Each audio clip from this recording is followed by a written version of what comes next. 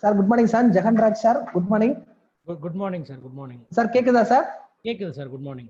Okay, sir. Okay, sir. Wait, sir. The sir, principal sir, line வராங்க sir. Okay, okay, sir. Okay. Thank you, sir.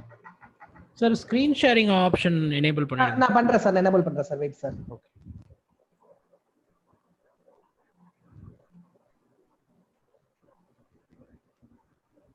Sir, principal sir. Okay, Anbazhagan பேசுறேன். Hello sir சொல்லுங்க sir. Anbazhagan பேசுறேன். Sir வந்துட்டார் இல்லையா? Sir வந்து Jagan sir. Sir right, okay. நான் ஒரு நிமிஷம் இருக்கா சார்? இருக்கேன், சொல்லுங்க. Right sir. Thank you sir. முதல்ல உங்களுக்கு தேங்க்யூ சொல்லிக்கிறேன். ஓகே, இப்போ அனைவருக்கும் வணக்கம். இப்போ வந்து நமக்கு இன்னைக்கு எம்ஆர்ஐசி ஆன்லைன் கிளாஸ்க்கு மிஸ்டர் ஜெகன்ராஜ் ரத்னம் அப்படிங்கிற சார் வந்து industry expert, HVSC consultant and ISHRAE member. இவர் வந்து உங்களுக்காக நம்ம ஐடிஐ ட்ரைனிஸ்க்காக அவர் ஒரு class recent developments in HVSC ஃபீல்டுங்கிற ஒரு கிளாஸ் எடுக்க சொன்னோம்.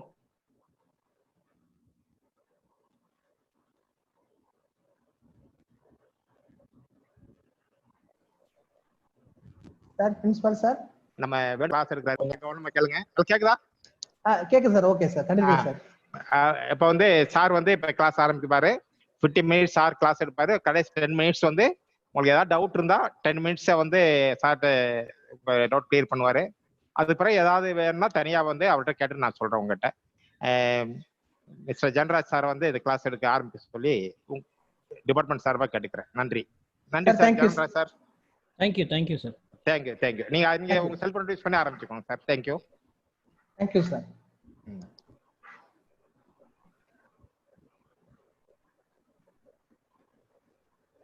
சார் நீங்க செஷன் ஸ்டார்ட் பண்ணிக்கலாம் sir. Jaganraj sir. Okay sir. Okay, thank you sir. என்னோட ஸ்கிரீன் விசிபிளா இருக்கா சார் உங்களுக்கு இப்போ? Yes sir, visible sir.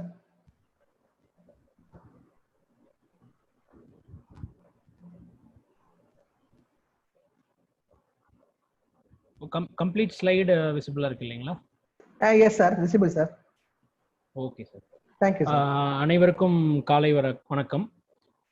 என்னுடைய பேர் வந்து பார்த்தீங்கன்னா ஜெகன்ராஜ் ரத்தினம். நான் வந்து கோயம்புத்தூர்ல இருக்கேன். எங்களோட ஆஃபீஸ் வந்து பார்த்தீங்கன்னா அரஸ்புரம்ல இருக்கு. அனைத்து வகையான பில்டிங்க்கும் air conditioning, design consultancy and air quality auditing எல்லாமே பண்ணிட்டு இருக்கோம். And I am also the president elect of ISHRAE Coimbatore chapter. ISHRAE அப்படிங்கிறது வந்து நான் உங்களுக்கு கடைசியாக உங்களுக்கு சொல்கிறேன். So thank you for the opportunity mister Anbazhagan for inviting me to host this seminar. Thank you once again. இப்போ நம்ம செஷனுக்குள்ளே போயிடலாமா சார்? உங்களுக்கு ஏதாவது இன்பிட்வீனில் வந்து உங்களுக்கு என்னோட ஆடியோ ஏதாவது இஷ்யூ இருக்குது, வீடியோ ஏதாவது இஷ்யூ இருக்குன்னா இமீடியட்டாக எனக்கு வந்து இன்டிமேட் பண்ணுங்கள். எஸ் சார், கண்டிப்பாக சார். இப்போ என்னோட வாய்ஸ் ஆடியபிளாக இருக்கா சார், இல்லை எக்கோ ஆகுதுங்களா? இல்லை கரெக்டாக இருக்குது சார். ஓகே.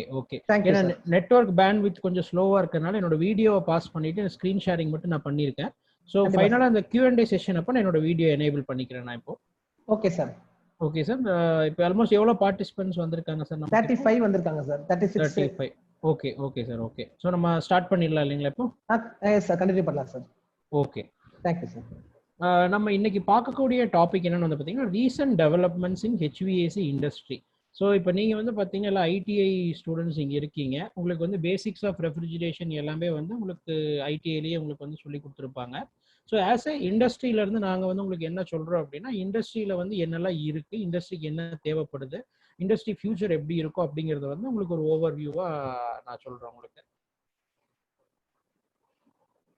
ஸோ இன்றைக்கி நம்ம என்ன பார்க்க போகிறோம்னு வந்து பார்த்தீங்கன்னா நம்ம இந்த ஒரு 45 மினிட்ஸில் வந்து ஆதி காலத்தில் வந்து ஏர் கண்டிஷனிங் எப்படி பண்ணினாங்க, ஒரு டெக்னாலஜி இல்லாதப்போ ஒரு பில்டிங் எப்படி கூல் பண்ணாங்க, தென் மாடர்ன் ஏர் கண்டிஷனிங் வந்து எப்படி எவால்வ் ஆச்சு, ஹெச்விஏசி இண்டஸ்ட்ரி வந்து என்னென்ன கேட்டகரியாக பிரிச்சிருக்காங்க, இந்தியாவில் வந்து ஹெச்விஏசியோட சைஸ் எந்த மாதிரி இருக்குது, இப்போ ஆட்டோமொபைல் இண்டஸ்ட்ரினா எவ்வளோ பர்சன்டேஜ் இருக்குது, அந்த மாதிரி ஹெச்விஏசி இண்டஸ்ட்ரி அப்படிங்கிறது எந்த அளவுக்கு இருக்குது, அப்புறம் ஆப்பர்ச்சுனிட்டிஸ் ஃபார் க்ரோத், இந்த இண்டஸ்ட்ரியில் வந்து எந்த அளவுக்கு க்ரோத் இருக்குது, அப்புறம் ஹெச்விஏசி அண்ட் எனர்ஜி சினாரியோ. இன்னைக்கு வந்து பார்த்தீங்கன்னா நிறைய இடத்துல பவர் கட் இருக்குது, பவர் ப்ராப்ளம்ஸ் இருக்குது, டிமாண்ட் இல்லைன்னு சொல்கிறாங்க. அதனால் ஹெச்விஏசியும் இந்த எனர்ஜியும் வந்து எந்த அளவுக்கு கோரிலேட் பண்ண முடியும், அப்புறம் வாட் இஸ் ட்ரெண்டிங் நவ், இப்போ என்ன வந்து ட்ரெண்டிங்கில் இருக்குது, then complete range of domestic and light commercial air conditioners. நம்ம வந்து பெரிய சில்லற அளவுக்கு போக வேண்டாம். இப்போ டொமஸ்டிக் அளவுலையும் light commercial medium range of செக்மெண்ட்ல எந்த மாதிரி ஏசிஸ் வந்து போயிட்டு இருக்கு அப்படிங்கிறத சொல்றோம். தென் அதில் ஒரு பெஸ்ட்டான ஏசி வந்து பார்த்தீங்கன்னா எமர்ஜிங்காக க்ரோ ஆகிட்டு இருக்கிறது வந்து விஆர்எஃப் சிஸ்டம் அப்படின்னு சொல்லி அதை பற்றி கொஞ்சம் நம்ம டீட்டெயிலாகவே பார்ப்போம். தென் இன்டோர் ஏர் குவாலிட்டி பற்றி பார்க்க போகிறோம். ஒரு ஏர் கண்டிஷனிங் அப்படின்னா ஏர் குவாலிட்டி எந்த அளவுக்கு இம்பார்ட்டன்ஸ், அதுக்கடுத்து ஒரு ரீசெண்ட் டெக்னாலஜி ரேடியன்ட் கூலிங் என்னங்கிறத பார்க்குறோம். அப்புறம் வந்து கோல்டு செயின் எந்த அளவுக்கு இம்பார்ட்டன்ஸ்னு ஒரு ஓவர்வியூ பார்க்குறோம். தென் இஸ்ரேவை பற்றி ஒரு ஓவர்வியூ பார்க்குறோம். ஸோ இது வந்து பார்த்தீங்கன்னா ஆதி காலத்தில் நம்ம முன்னோர்கள் வந்து பார்த்தீங்கன்னா எந்த ஒரு டெக்னாலஜியுமே இல்லாமல் வந்து சயின்ஸை வந்து எந்த அளவுக்கு ப்ளே பண்ணியிருக்காங்க அப்படின்னு வந்து பார்த்தீங்கன்னா கேவ்ஸ்குள்ளே வந்து அவங்க உள்ளே இருக்கும்போது வந்து பார்த்தீங்கன்னா ஆட்டோமேட்டிக்காகவே வந்து பார்த்தீங்கன்னா உங்களுக்கு அந்த ஒரு குகைக்குள்ளே போகும்போது ஒரு சில்னஸ் எஃபெக்ட் இருக்கும். வெளியில் இருக்க ஹீட் வந்து உங்களுக்கு உள்ளே வந்து இவால்வ் ஆகாது. ஸோ அது ஒரு டெக்னாலஜி அவங்க அப்போவே கண்டுபிடிச்சி யூஸ் பண்ணியிருக்காங்க. அது வந்து பார்த்தீங்கன்னா நாட் ஓன்லி ஒரு மிருகத்துக்கிட்ட இருந்தோ பாதுகாப்பாக இருக்கிறது மட்டும் இல்லாமல் அவங்களுக்கு வந்து டெம்பரேச்சரும் வந்து உள்ளுக்குள்ளே வந்து நல்லா மெயின்டைன் ஆகிருக்கு. தென் வந்து பார்த்தீங்கன்னா ஒரு பழைய காலத்து மாளிகையிலலாம் வந்து பார்த்தீங்கன்னா விண்டோவில் ஜன்னலில் வந்து பார்த்தீங்கன்னா ஸ்க்ரீன் மாதிரி பண்ணிட்டு அது பாய் சொல்லுவாங்க இல்லையா, பாய் மாதிரி சன்னலில் பின்னி இது பண்ணியிருப்பாங்க. அதில் வந்து தண்ணி ஸ்ப்ரே ஆகிட்டே இருக்கும். ஸோ அப்போ வந்து காற்று வந்து பாஸ் ஆகும்போது ஆட்டோமேட்டிக்காக உள்ளே வரக்கூடிய ஏர் வந்து கூல்டாகி உள்ளே வரும். அதுக்கப்புறம் வந்து பார்த்தீங்கன்னா கை விசிறியை வந்து கண்டுபிடிச்சாங்க. அதுக்கப்புறம் வந்து பார்த்தீங்கன்னா டனல் மாதிரி கிரியேட் பண்ணிட்டு அது வழியா வந்து பாஸ் பண்ணும்போது ஸோ ஒரு சைடு வந்து பார்த்தீங்கன்னா ஹாட் ஏர் பாஸ் ஆகுது அப்படின்னா இன்னொரு சைடு வரும்போது அந்த டனலுக்குள்ளே போய் வரும்போது அந்த ஏர் வந்து கோல்ட் ஆகிடும். அப்புறம் என்ன பண்ணியிருக்காங்க அப்படின்னு வந்து பார்த்தீங்க, யாரோ ஒருத்தர் ஹேண்ட் ரைஸ் பண்ணியிருக்காங்க. ஏதாவது கொரி இருக்குங்களா சார்? ஃபைனலா வந்து நம்ம டவுட் செக்ஷன்ல பார்த்துக்கலாம் sir. Okay sir. Thank you sir. அப்புறம் வந்து பார்த்தீங்கன்னா ஒரு ஒரு ஒரு மாளிகை இருக்கு, ஒரு பெரிய ஒரு ஊர் இருக்கு அப்படின்னா அந்த ஊரை சுற்றி வந்து பார்த்தீங்கன்னா ஒரு கெனால் மாதிரி கிரியேட் பண்ணிட்டு அதில் வந்து வாட்டரை வந்து பாஸ் பண்ணிடுவாங்க. ஸோ அந்த வாட்டர் பாஸ் ஆகும்போது ஆட்டோமேட்டிக்காக எப்பெல்லாம் காற்றடிக்குதோ அப்போல்லாம் வந்து பார்த்தீங்கன்னா அந்த ஏர் வந்து வாட்டர் இருக்கிற கண்டென்ட் எடுத்து மாய்ஸ்சர் இன்க்ரீஸ் ஆகி ஒரு ஏர் கூலிங்கை வந்து கிரியேட் பண்ணியிருக்கு. ஸோ அதுக்கப்புறம் வந்து பார்த்தீங்கன்னா அதுக்கடுத்து என்ன பண்ணாங்க அப்படின்னா விண்டோஸை வந்து பெருசாக வச்சாங்க. கிராஸ் வென்டிலேஷன் டிசைன் பண்ணாங்க. பில்டிங் ஆர்கிடெக்ட் டிசைன் பண்ணும்போதே வந்து கிராஸ் வென்டிலேஷன் ஒரு காற்று இயற்கையாக உள்ளே வந்து போகும்போது உள்ள இருக்க சூடெல்லாம் எடுத்துகிட்டு வெளியில் போகிற மாதிரி டிசைன் பண்ணாங்க. இதெல்லாம் வந்து பிஃபோர் மாடர்ன் ஏர் கண்டிஷனிங். அதுக்கடுத்து வந்து பார்த்தீங்கன்னா இவர் தான் நம்ம ஃபாதர் ஆஃப் ஏர் கண்டிஷனிங். 1902 வந்து பார்த்தீங்கன்னா வில்லிஸ் ஹேவில் அண்ட் கேரியர் அப்படிங்கிறவர் வந்து ஒரு பிரிண்டிங் ப்ரெஸ்ல ஒர்க் பண்ணிட்டு இருந்தாரு. அங்கே ஒர்க் பண்ண ஒரு இன்ஜினியர் இவர். அங்கே ஒர்க் பண்ணும்போது பிரிண்டிங் வந்து குவாலிட்டியாக வரல. அது என்ன அப்படின்னு சொல்லி அவர் ரிசர்ச் பண்ணி பார்க்கும்போது வந்து பார்த்தீங்கன்னா ஏர்ல இருக்க டெம்பரேச்சர் ஹியூமிடிட்டி அதனால வந்து பார்த்தீங்கன்னா அது ப்ராப்பராக பிரிண்ட் ஆகிறது இல்லை. ஸோ அப்போ வந்து அதை வந்து அவர் ப்ராப்பராக வந்து அனலைஸ் பண்ணி ஒரு டெக்னாலஜியை கண்டுபிடிச்சார். அவர் தான் ஏர் கண்டிஷனிங்கை கண்டுபிடிச்சார். ஸோ அதுக்கப்புறம் வந்து பார்த்தீங்கன்னா டே பை டே வந்து பார்த்தீங்கன்னா அது ஒரு கம்பெனி வந்து ஒரு பேட்டன்ட் வாங்கினார். அதுக்கப்புறம் வந்து ஒரு 1915 ஒரு 10-15 வருஷத்துக்கு அப்புறம் கம்பெனியை வந்து கேரியர் கார்பரேஷன் அப்படின்னு சொல்லி பெரிய கம்பெனியாக உருவாக்குனாரு. அதுக்கப்புறம் 1920 வந்து பார்த்தீங்கன்னா நிறைய சென்ட்ரலைஸ்ட் ஏர் கண்டிஷனிங் இந்த மாதிரிலாம் பண்ணிட்டாரு. ஸோ இவர் தான் வந்து நம்மளுடைய தெய்வம், நம்மளுடைய father of air conditioning. So எப்போ கேட்டாலும் இது மறக்கக்கூடாது. நம்ம வந்து வில்லிஸ் ஹெச் கேரியர்னு சொல்லலாம், இல்லை கேரியர்னே நீங்கள் சொல்லலாம். ஃபாதர் ஆஃப் ஏர் கண்டிஷனிங் யாருன்னு கேட்டால். ஸோ இண்டஸ்ட்ரி செக்மெண்ட்ஸ் என்னெல்லாம் இருக்குது? சென்ட்ரல் ஏர் கண்டிஷனிங்னா லைக் சில்லர், விஆர்எஃப் சிஸ்டம் இதெல்லாமே சென்ட்ரல் ஏர் கண்டிஷனிங்கில் வந்துடும். ஸோ பெரிய பெரிய ஆஃபீஸ் காம்ப்ளெக்ஸஸ், பெரிய ஹாஸ்பிட்டல் பில்டிங், பெரிய கமர்ஷியல் காம்ப்ளெக்ஸஸ், ஐடி பில்டிங்ஸ் இது எல்லாமே வந்து சென்ட்ரல் ஏர் கண்டிஷனிங்னு சொல்கிறோம். அதுக்கடுத்து விஆர்எஃப் ஃபாஸ்டஸ்ட் க்ரோயிங் செக்மெண்ட். இதை பற்றி தான் நம்ம இன்னைக்கு டீட்டெயிலாக பார்க்க போகிறோம். அது வந்து மல்டி ஸ்டோரி, அதாவது அடுக்குமாடி கட்டடங்கள், அடுக்குமாடி குடியிருப்புகள், அப்பார்ட்மெண்ட்ஸ், ஆஃபீஸ், ஹோட்டல், ஹாஸ்பிட்டல் எல்லா இடத்துலையும் அது யூஸ் ஆகுது. Then gold chain products, agricultural, hospitality, supermarket. இன்னைக்கு வந்து ஒரு வீடு எடுத்துட்டீங்கன்னா அங்கே ஃப்ரிட்ஜ் இருக்கும். நீங்கள் ஒரு பால் பாக்கெட் வாங்குறீங்கன்னா அது வந்து மாட்டிலேருந்து கறந்து வருது, அது என்ன ப்ராசஸ் பண்ணி வருது, இது எல்லாமே ப்ராப்பராக வந்து கோல்டு ஸ்டோரேஜ் பண்ணி இங்கேருந்து உலகத்தில் எந்த மூளைக்கு வேணுனாலும் அதை டிரான்ஸ்போர்ட் பண்ணி கொண்டு போகக்கூடியது நம்ம கோல்டு செயின் ப்ராசஸ்னால மட்டும்தான்.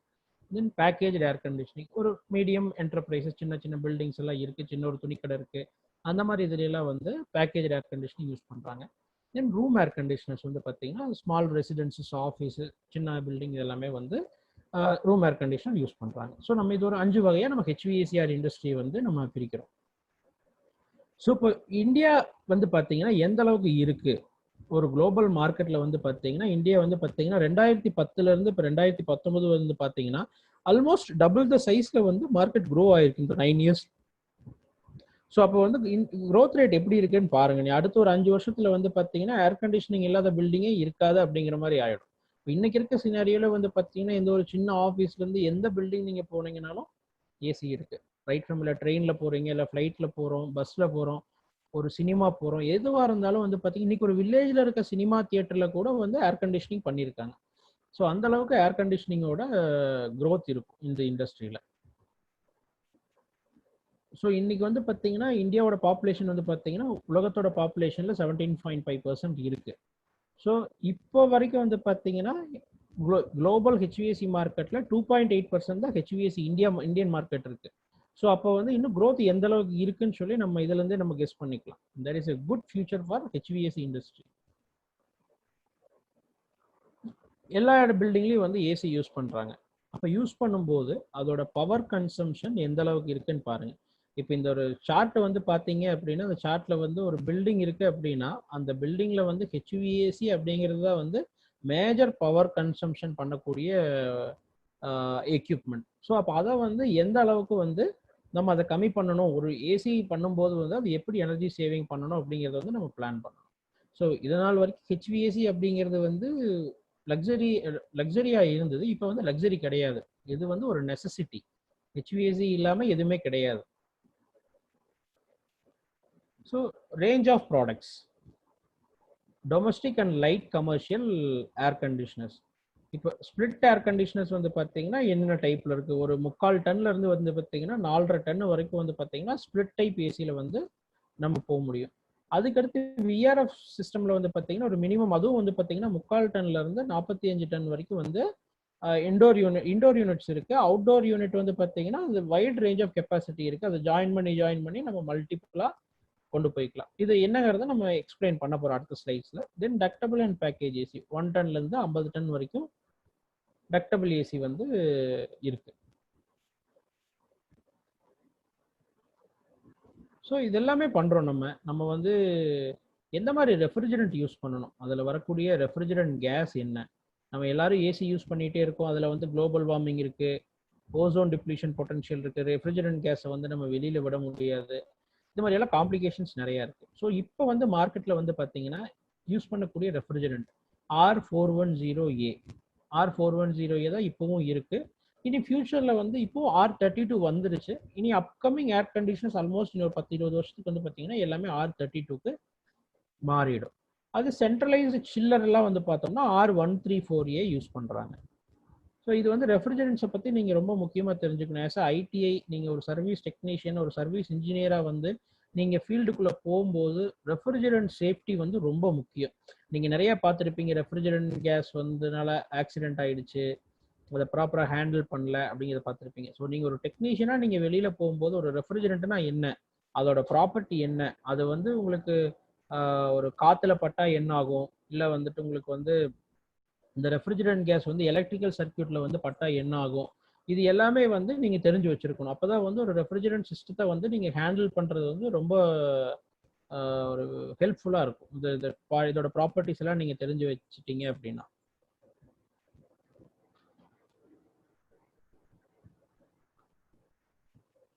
ஸோ இப்போத்த ட்ரெண்ட்ஸ் என்ன, integration of IOT with HVAC system.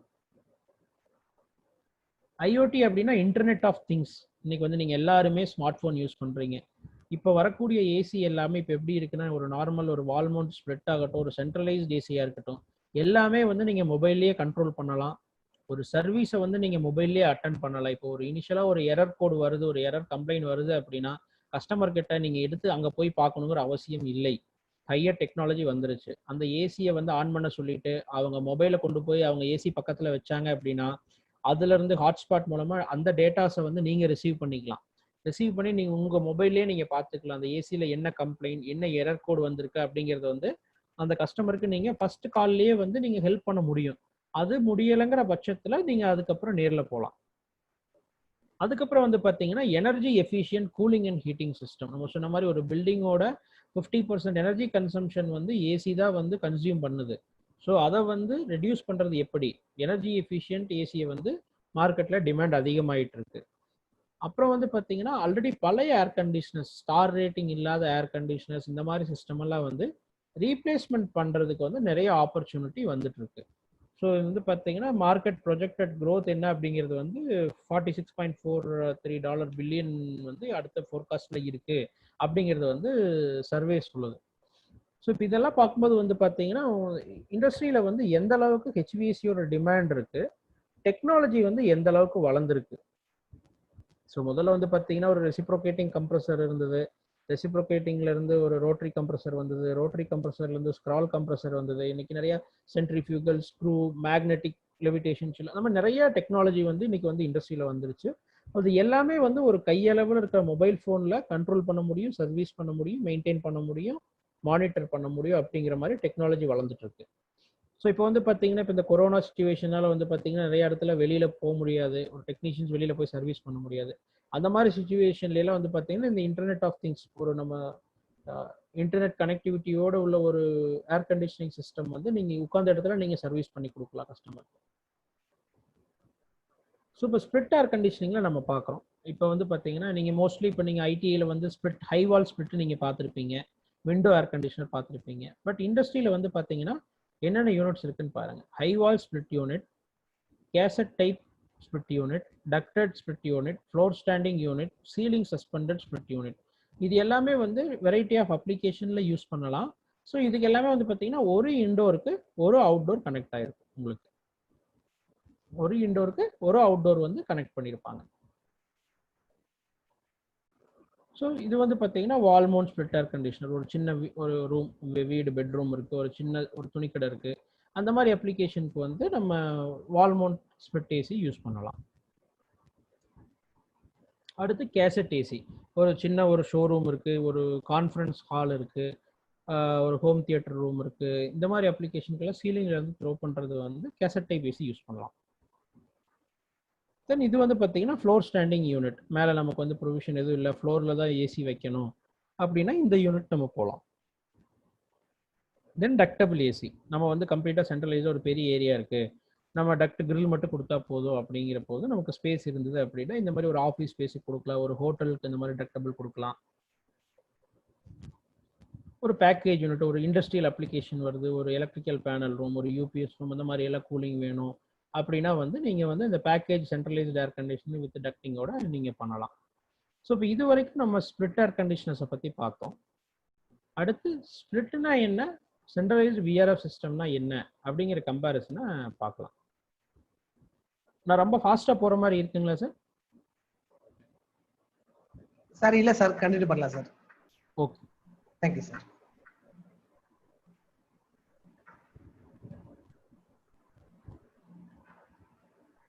So இப்போ ஒரு நம்ம ஸ்பிளிட் ஏர் கண்டிஷனர் மாட்டுறோம். இப்போ இந்த மாதிரி மாட்டிட்டு இருக்கோம். இப்போ ஒரு ஏசி இருக்கும், ஒரு ஸ்டெபிளைசர் இருக்கும். ஒரு பில்டிங் ஃபுல்லாக ஏசி வேணும், ஒரு 2 மாடி 3 மாடி பில்டிங் இருக்குது, எல்லா ரூமும் ஏசி வேணும் அப்படின்னா நம்ம பில்டிங்கோட எலிவேஷன் இந்த மாதிரி தான் இருக்கும். கோடிக்கணக்கில் செலவு பண்ணி பில்டிங் கட்டுறாங்க, இந்த மாதிரி ஒரு எலிவேஷன் இருந்தால் யாருமே ஒத்துக்க மாட்டாங்க. ஸோ அப்புறம் வந்து பார்த்தீங்கன்னா அர்லியராக ஸ்பிளிட் ஏசியில் வந்து கம்ப்ரஸர் வந்து கான்ஸ்டன்ட் ஸ்பீடாக இருந்துச்சு, விஆர்எஃப்பை விட காஸ்ட் கம்மி, ஆனால் பவர் கன்சம்ஷன் வந்து பார்த்தீங்கன்னா விஆர்எஃப்பை விட அதிகமாக எடுக்கும். ஸ்டார்டிங் கரண்ட் வந்து ஸ்பிளிட் ஏசி அதிகமாக எடுக்கும். இதை வந்து சென்ட்ரலைஸ்டாக மானிட்டர் பண்ண முடியாது. அப்புறம் ரூம்குள்ளே மெயின்டைன் பண்ணக்கூடிய டெம்பரேச்சர் வந்து பார்த்தீங்கன்னா விஆர்எஃப் அளவுக்கு இருக்காது. அவுட்டோர் யூனிட் வந்து நிறைய இருக்கிறதுனால எலிவேஷன் ஸ்பாயில் ஆகுது. இதுதான் வந்து விஆர்எஃப்க்கு இந்த ஸ்பிளிட் ஏசிக்கு உள்ள கம்பேரிசன். இன்வெர்டர் ஏசி, நான் இன்வெர்டர் ஏசி எத்தனை பேருக்கு தெரிஞ்சிருக்குன்னு தெரியல, எனக்கு நீங்கள் படிச்சிருக்கீங்களான்னு தெரியல, பட் இருந்தாலும் நான் சொல்லிடுறேன். இப்போ இதனால் வரைக்கும் மார்க்கெட்டில் இருந்தது வந்து பார்த்தீங்கன்னா நான் inverter AC, constant speed AC. அது என்னாகும்னு வந்து பார்த்தீங்கன்னா இப்போ நீங்கள் ரூம்குள்ளே ஒரு டெம்பரேச்சர் வந்து 24 டிகிரி அப்படின்னு நீங்கள் செட் பண்ணுறீங்க அப்படின்னா வந்து இப்போ ரூம்குள்ளே ஒரு 30 டிகிரி இருக்கும். ஸோ கம்ப்ரஸர் வந்து எடுத்த உடனே வந்து பார்த்தீங்கன்னா ஃபுல் ஸ்பீடில் ரன் ஆகும். ஃபுல் ஸ்பீடில் எடுத்த உடனே ரன் ஆகிட்டு ஒரு 24 டிகிரி மெயின்டைன் ஆனதே வந்து கம்ப்ரஸர் வந்து கட் ஆஃப் ஆகிடும், சில்னஸ் ஆகிட்டு. அதுக்கப்புறம் திரும்ப ஒரு 1 or 2 டிகிரி வந்து ரைஸ் ஆகும். ரூம் டெம்பரேச்சர் ரைஸ் ஆனதுக்கப்புறம் திரும்ப கம்ப்ரஸர் வந்து ஃபுல் ஸ்பீடில் ரன் ஆகும். அகைன் இதே ப்ராசஸ் வந்து ரிப்பீட் ஆகிட்டே இருக்கும். இந்த கர்வ் வந்து பார்த்தீங்கன்னா இது நான் இன்வெர்ட்டரோட கர்வ். ஸோ வந்து கீழே இந்த அதிகமாக கர்வ் இருக்கு இல்லையா, அது வந்து நான் இன்வெர்ட்டரோட கர்வ். ஸோ உங்களுக்கு கம்ஃபர்ட் ஒரு குறிப்பிட்ட டைம் கம்ஃபர்ட் இருக்கும், அதுக்கடுத்து கொஞ்சம் டிஸ்கம்ஃபர்ட் இருக்கும், மறுபடியும் கம்ஃபர்ட் இருக்கும். அந்த மாதிரி தான் நார்மல் ஏசி போயிட்டு இருக்கும். இந்த இன்வெர்ட்டர் டெக்னாலஜி வந்ததுக்கப்புறம் வந்து பார்த்தீங்கன்னா இந்த starting current is very less. உங்களோட ரூம் செட் பாயிண்ட் டெம்பரேச்சர் என்ன வச்சிருக்கீங்களோ அதுக்கு தகுந்த மாதிரி கம்ப்ரஸர் வந்து வேரியபிள் ஸ்பீடில் ரன் ஆகும். இப்போ 24 டிகிரி நம்ம செட் பாயிண்ட் வச்சிருக்கோம் அப்படின்னா ஒன்ஸ் அந்த 24 டிகிரி டெம்பரேச்சர் ரீச் ஆனதும் கம்ப்ரஸர் வந்து அப்படியே அந்த டெம்பரேச்சர் மெயின்டைன் பண்ணிக்கிட்டே இருக்கும். 24 டிகிரி அப்படியே மெயின்டைன் பண்ணியே கொண்டு போயிட்டு இருக்கும். So at any point of time compressor cut off ஆகாது. நமக்கு கம்ப்ரஸர் கட் ஆஃப் ஆனால் மட்டும்தான் ஸ்டார்டிங் கரண்ட் அதிகமாக எடுக்கும். கம்ப்ரஸர் கட் ஆஃப் ஆகாத ரீசன்னால ஸோ நமக்கு அந்த டெம்பரேச்சர் அப்படிங்கிறது வந்து ஒரு மினிமம் ஸ்பீடில் கம்ப்ரஸர் ரன் ஆகிட்டு இருக்கும். எடுத்த ஒன்று ஒரு 80% 90% லோட் இருக்கு அப்படின்னா ஒன்ஸ் டெம்பரேச்சர் ரீச் ஆனதுக்கப்புறம் ஒரு 10% 15% கம்ப்ரஸர் ரன் ஆனால் போதும், அந்த டெம்பரேச்சர் நமக்கு மெயின்டைன் பண்ணி கொடுக்கும். இந்த இன்வெர்டர் டெக்னாலஜி வந்து நமக்கு இப்போ வீட்டில் மாட்டக்கூடிய wall mount high wall split யூனிட்ல இருக்கு, கெசட் யூனிட்ல இருக்கு, ஃப்ளோர் மவுண்ட் யூனிட்ல இருக்கு, டக்டபிள் யூனிட்ல இருக்கு. ஸோ எல்லா யூனிட்லையுமே வந்து இன்னைக்கு வந்து இன்வெர்டர் டெக்னாலஜி வந்துருச்சு. ஆல்மோஸ்ட் இன்னைக்கு 2020க்கு அப்புறம் வந்து பார்த்தீங்கன்னா இப்போவே நிறைய பிராண்ட்ல வந்து நார்மல் ஏசி கிடையாது, எல்லாமே பை டிஃபால்ட் இன்வெர்டர் ஏசி மட்டும்தான் வருது. நிறைய பேர் கன்ஃபியூஸ் பண்ணிக்குவாங்க, இன்வெர்டருக்கும் யூபிஎஸ் இன்வெர்டருக்கும் கன்ஃபியூஸ் பண்ணிக்குவாங்க. ஏசியை பொறுத்தளவுக்கு இன்வெர்டர் அப்படின்னா வேரியபிள் ஸ்பீட் கம்ப்ரஸர்.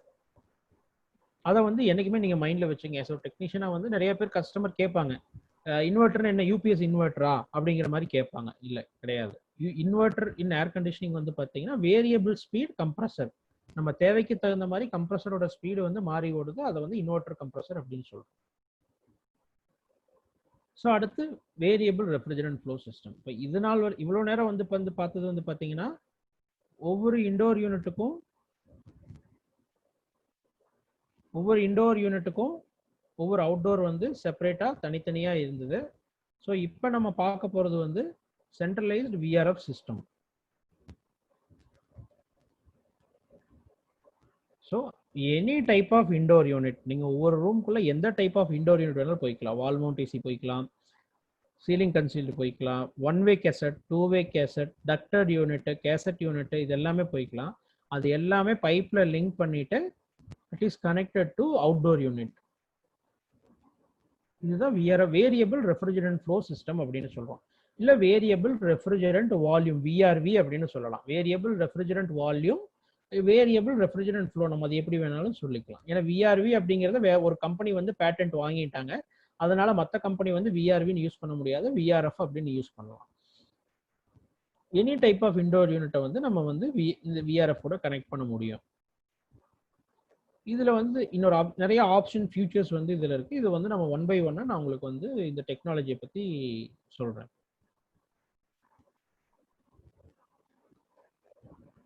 ஸோ இப்போ ஒரு பெரிய பில்டிங் இருக்கு. இப்போ நீங்க இதுக்கு முன்னாடி ஸ்பிளிட்ல வந்து பாத்தீங்கன்னா பில்டிங்கை சுத்திலையும் வந்து அவுட்டோர் யூனிட் இருந்தது. பட் இதுவே வந்து பாத்தீங்கன்னா சென்ட்ரலைஸ்டா டெரஸ்ல ஒன்னோ ரெண்டோ யூனிட் எவ்வளோ கெப்பாசிட்டிக்கு தகுந்த மாதிரி அவுட்டோரை வச்சுட்டு ஒவ்வொரு ஃப்ளோருக்கு தேவையான இண்டோரை வந்து நம்மளால கொடுத்துக்க முடியும். அப்புறம் நம்ம இன்னொரு அட்வான்டேஜ் என்ன அப்படின்னு வந்து பார்த்தீங்கன்னா ரூமுக்குள்ள ஃப்ரெஷ் ஏரும் நம்ம கொடுக்க முடியும். Any type of indoor unit நம்ம கொடுக்க முடியும். ஸோ இதோட அட்வான்டேஜ் வந்து என்னன்னு வந்து பார்த்தீங்கன்னா மினிமம் 30% பவர் சேவிங்ஸ். ஒரு நார்மல் ஏசி விட ஒரு 30% மினிமம் பவர் சேவிங்ஸ் கிடைக்கும். Echo friendly product. இதில் யூஸ் பண்ணக்கூடிய ப்ராடக்ட்ஸ் எல்லாமே வந்து ரெஃப்ரிஜரண்ட் கேஸ் எக்யூப்மெண்ட்ஸ் எல்லாமே வந்து எக்கோ ஃப்ரெண்ட்லி ப்ராடக்ட். அப்புறம் இன்வெர்டர் கம்ப்ரஸர் இருக்கிறதுனால ரூமுக்குள்ள இருக்கக்கூடிய கூலிங் வந்து யூனிஃபார்மா மெயின்டைன் ஆகும். அவுட்டோர் யூனிட் வந்து டெரஸ்லயோ இல்லை சைட்லயோ வைக்கிறதுனால நமக்கு அவுட்டோரோட நாய்ஸ் வந்து எதுவும் இருக்காது. சென்ட்ரலைஸ்டு கண்ட்ரோல், நம்ம இந்த யூனிட் வந்து சென்ட்ரலைஸ்டா கண்ட்ரோல் பண்ண முடியும், மானிட்டர் பண்ண முடியும். ரிமோட்ஸ் வந்து பார்த்தீங்கன்னா வயர்லெஸ் ரிமோட் யூஸ் பண்ணலாம், வயர்டு ரிமோட் யூஸ் பண்ணலாம். எந்த மாதிரியான இண்டோர் யூனிட்டை வேணாலும் இந்த சிஸ்டம் கூட கனெக்ட் பண்ண முடியும். அதாவது ஒரு பிராண்டு போறோம்னா அந்த பிராண்டோட யூனிட் வாங்கி அது எல்லாமே ஒரு கம்பைன்டு யூனிட்டா நம்ம கனெக்ட் பண்ண முடியும். பட் இன்வெஸ்ட்மெண்ட் வைஸ் வந்து பார்த்தீங்கன்னா நார்மல் ஏசியை விட கொஞ்சம் ஹையரா இருக்கும். பட் அதுக்குண்டான பெனிஃபிட் வந்து நம்ம ரன்னிங் காஸ்ட்ல நமக்கு சேவ் ஆயிடும்.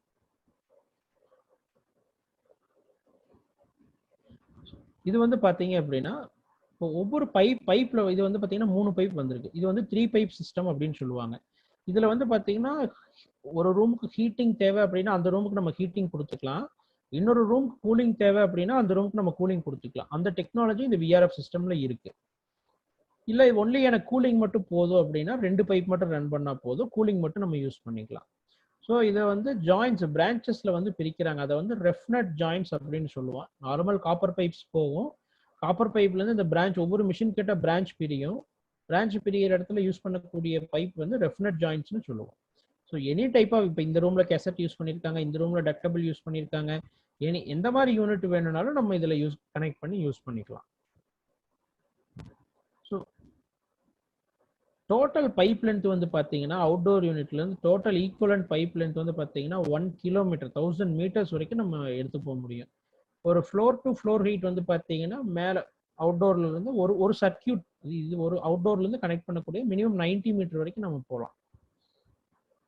ஸோ இந்த இன்டோர் டு அவுட்டோர் ஹைட் வந்து ஒரு 165 மீட்டர். நீங்கள் ஓவராலாக வந்து பார்த்தீங்கன்னா 1000 மீட்டர் 1 கிலோமீட்டர் வரைக்கும் நம்ம பைப்பிங் வந்து கொண்டு போக முடியும்.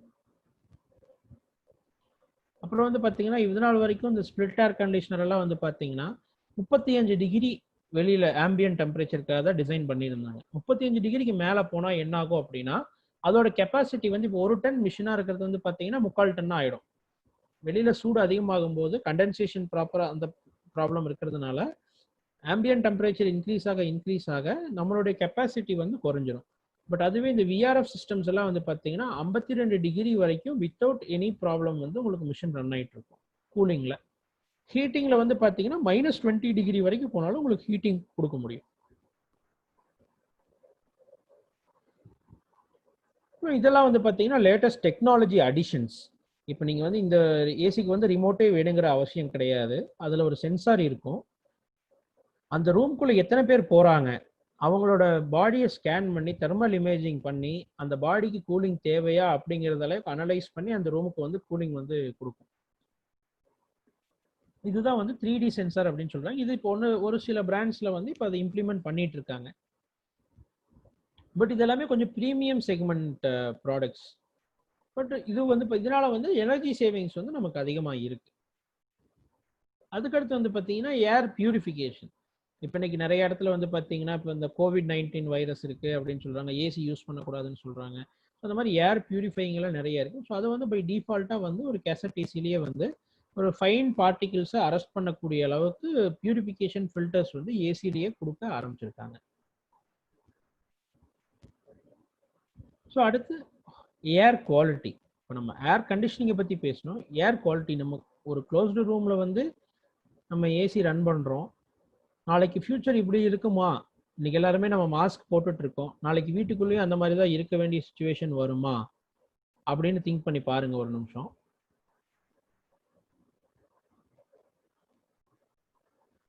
ஸோ ஒரு நாளைக்கு வந்து ஆவரேஜாக வந்து 1 கிலோ சாப்பாடு சாப்பிட்றோம், ஒரு 2லேருந்து 3 கிலோ தண்ணி குடிக்கிறோம், பட் 25 கிலோ ஏரை வந்து நம்ம சுவாசிக்கிறோம். ஸோ நம்ம சுவாசிக்கக்கூடிய காற்று வந்து எந்த அளவுக்கு தூய்மையானதாக இருக்கு.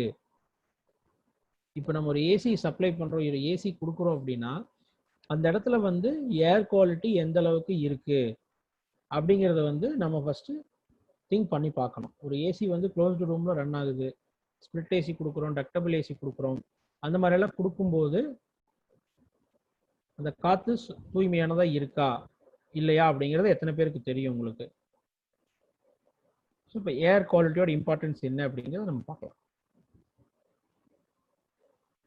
IAQ refers to not only comfort which is affected by temperature, humidity, odor அப்படின்னா smell, but also to harmful chemicals, biological contaminants presented in the air.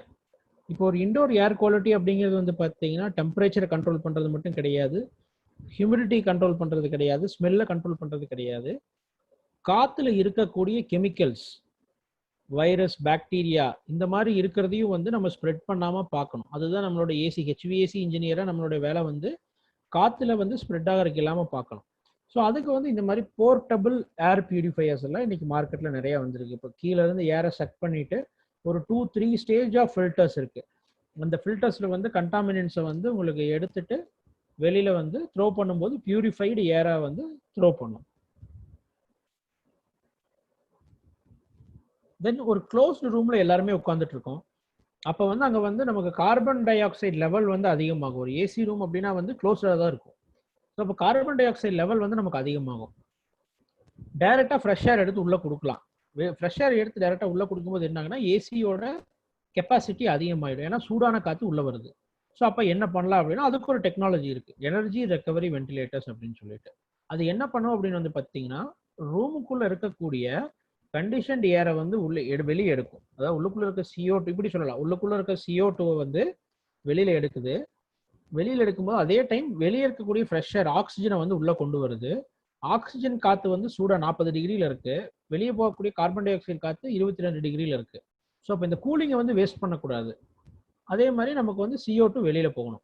அப்போ என்ன ஆகும்னா அது ஒரு சென்ட்ரல் ஒரு வீல் மாதிரி இருக்கு. அதுல வந்து இந்த கூலிங்கை மட்டும் அப்சர்வ் பண்ணிட்டு உள்ள வரக்கூடிய 40 டிகிரியில வரக்கூடிய ஃப்ரெஷ் ஏரை வந்து கூல் பண்ணி ஒரு 27 டிகிரியில சப்ளை பண்ணுது. அப்போ வந்து பார்த்தீங்கன்னா நமக்கு என்ன அட்வான்டேஜ் பெனிஃபிட்னு வந்து பார்த்தீங்கன்னா நமக்கு உள்ள வரக்கூடிய ஃப்ரெஷ் ஏர் வந்து லோடு கம்மியாக வருதுன்னு அர்த்தம்.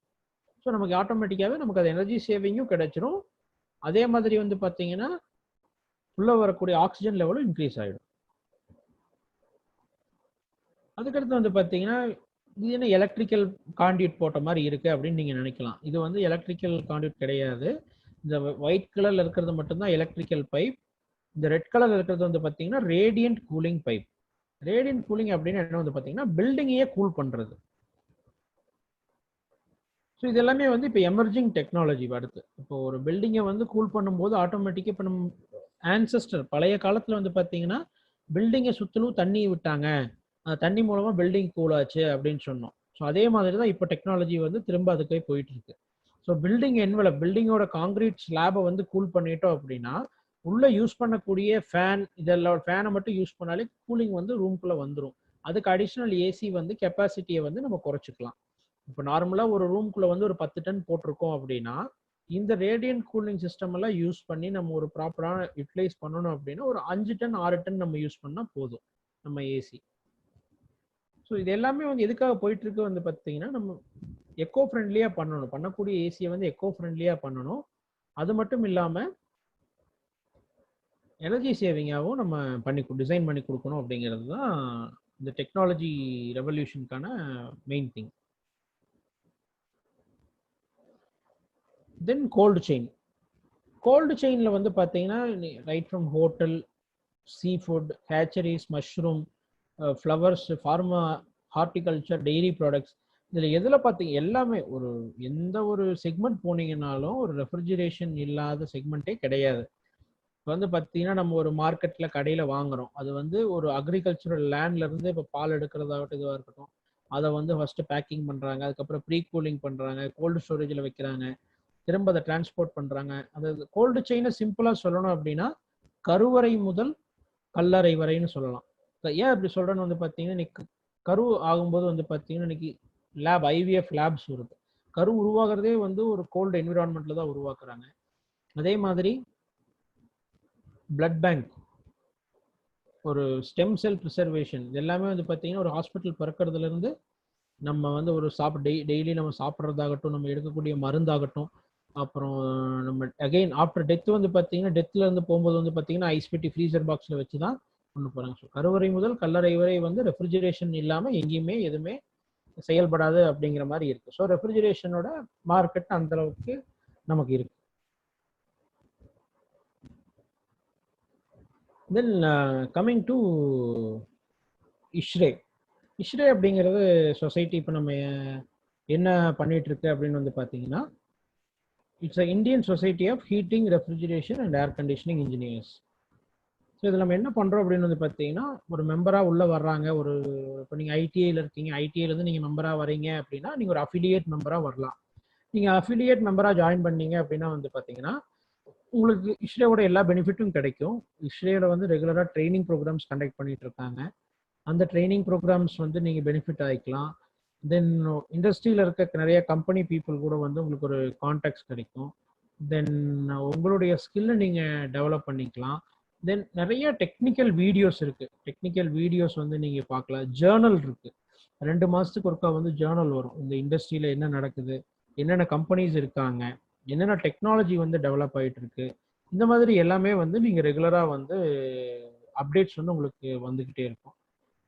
ஸோ இதில் இந்த சர்டிஃபைடு ப்ரொஃபஷனல் கோர்ஸ் வந்து பார்த்தீங்கன்னா இருக்கு. நீங்கள் ஒரு டெக்னீஷியன், நீங்கள் ஒரு 2 வருஷம் எக்ஸ்பீரியன்ஸில் வரீங்க அப்படின்னா நீங்கள் service ISRE certified professional service level 1 and level 2 அப்படிங்கிற ப்ரோக்ராமை நீங்கள் அட்டன் பண்ணி நீங்கள் கிளியர் பண்ணி சர்டிஃபிகேட் வாங்கிட்டீங்க அப்படின்னா அந்த சர்டிஃபிகேட் வந்து 5 வருஷத்துக்கு வேலிடாக இருக்கும். நீங்கள் இந்த இண்டஸ்ட்ரியில் வந்து நீங்கள் எந்த கம்பெனிக்கு போனாலும் வந்து அது ரொம்ப ஃபஸ்ட்டு ப்ரிஃபரன்ஸ் உங்களுக்கு தான் கொடுப்பாங்க. ஏன்னா சர்டிஃபைடு டெக்னீஷியன் அப்படிங்கிறதுனால உங்களுக்கு ஃபஸ்ட்டு ப்ரிஃபரன்ஸ் கொடுப்பாங்க. இப்போ நீங்கள் இபியில் வந்து பார்த்தீங்கன்னா C licence, A licence, D licence அந்த மாதிரி சொல்கிற மாதிரி. ஸோ இப்போ இது வந்து ISRE வந்து கவர்மெண்ட் பாடிஸ் கூட ஒர்க் பண்ணிட்டு இதுக்கு இம்பார்ட்டன்ஸ் வந்து நம்ம மெயினாக கொடுத்துட்ருக்கோம்.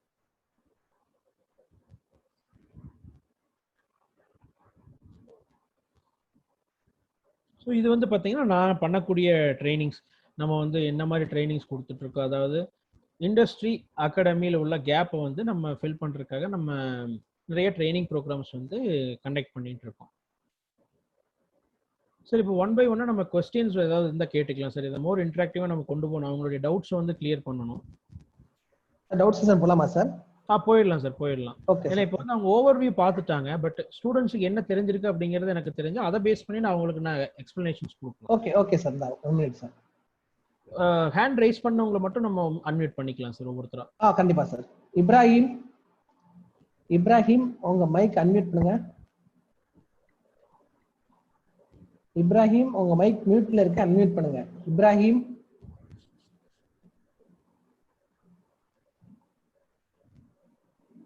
தனிஷ் உங்க டவுட் ஸ்டார்ட்டா கேளுங்க. தனிஷ்.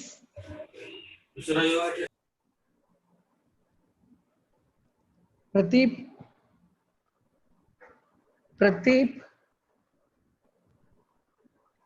சலீம். ஹலோ சலீம் உங்க டவுட் கேட்கலாம் சார்ட்ட. सलीम नहीं है इधर भाई.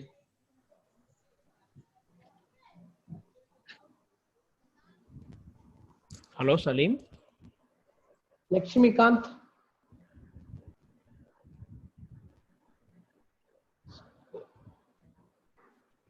எல்லாரும் ஹேண்ட் ரைஸ் பண்ணிருக்காங்க சார். அன்மியூட் பண்ணாம அன்மியூட் பண்ண மாட்டேங்கிறாங்க sir.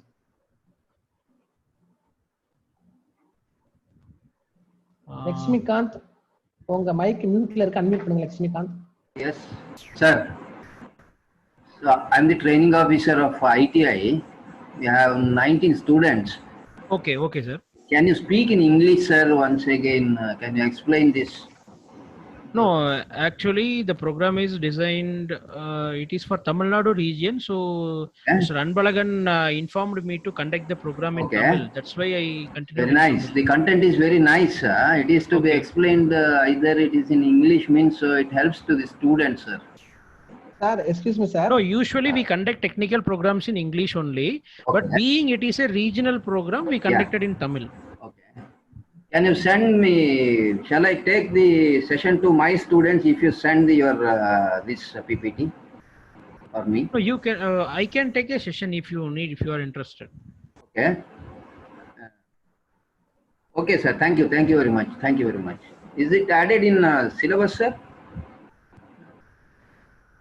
This is an industry oriented program. No, Okay, if you want your students to get learn from the industry, Yes, you can definitely ask me. I can conduct a seminar to you. Okay, sir. Thank you very much.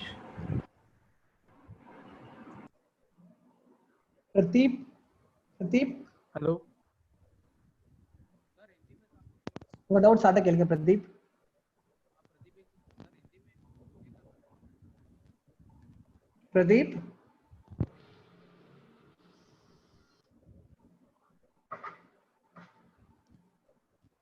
Irudayaraj.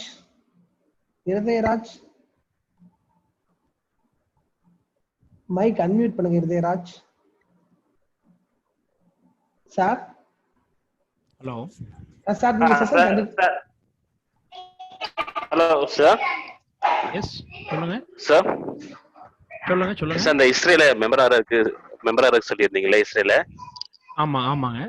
அத பத்தி கொஞ்சம் எப்படி பண்றது sir? இந்த வெப்சைட்ல போய் பண்ணா போதுமா எப்படி சார்? நீங்க ஸ்டூடெண்ட்டுங்களா? நான் இது இங்க ஐடில ட்ரெயினரா இருக்கேன். Okay okay okay. Further technologies வந்து உங்க மூலமா தான் நீங்க எங்க பண்றேன். சார்? நீங்க திருப்பூர்ல இருக்கீங்களா? இல்ல சார், நான் வந்து வேப்பலோடை கவர்மெண்ட் ஐடில இருக்கேன். Veppalodai government ID. உங்களுக்கு எது நியர்பையான சிட்டி சார்? மதுரை, சென்னை, கல்பாக்கம்? மதுரை. மதுரை. அப்ப நீங்க வந்து ishrey.in அப்படிங்கிற வெப்சைட்ல உள்ள போயிட்டு நீங்க உங்களை வந்து ரெஜிஸ்டர் பண்ணிக்கலாம். ஸோ இதோட வெப்சைட் வந்து பார்த்தீங்கன்னா www.ishrey.in.